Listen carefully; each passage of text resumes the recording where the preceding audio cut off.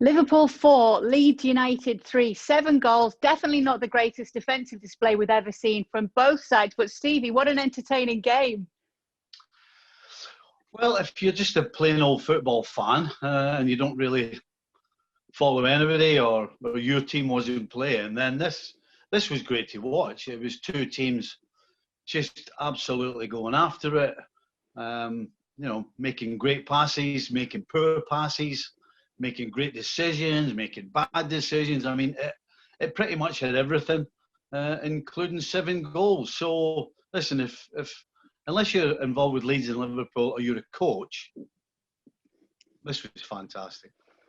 Well, if you are a coach like Jurgen Klopp, what will he have to say about his side's defensive display after that performance? They have to go back to square one. Before Virgil van Dijk came, they had real problems defensively with the shape, with the positioning, with the decision making, and Van Dijk really solidified all that and brought it all together. They have now reached the stage since they won the league to now where that is completely gone. It is back to where they were before, 6s and 7s, people dropping off, people staying high. The line was far too high throughout. So if there's one thing, well, there is the only thing, they have to concentrate on defending because clearly they can score goals and make chances, as we saw again in this game. And it does just take concentration. You don't think they need to bring some new defenders in, Stevie? No, absolutely. They need to press the restart button. And it's again, for me, it's really simple. They have one problem. The line is way too high.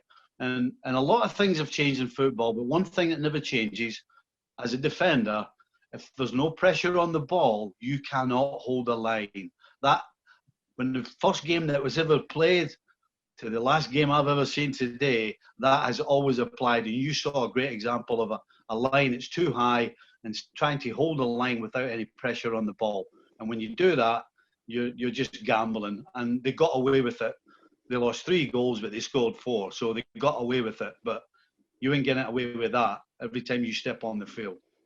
But isn't that what champions do, Stevie? Still find a way to win even in these tough games?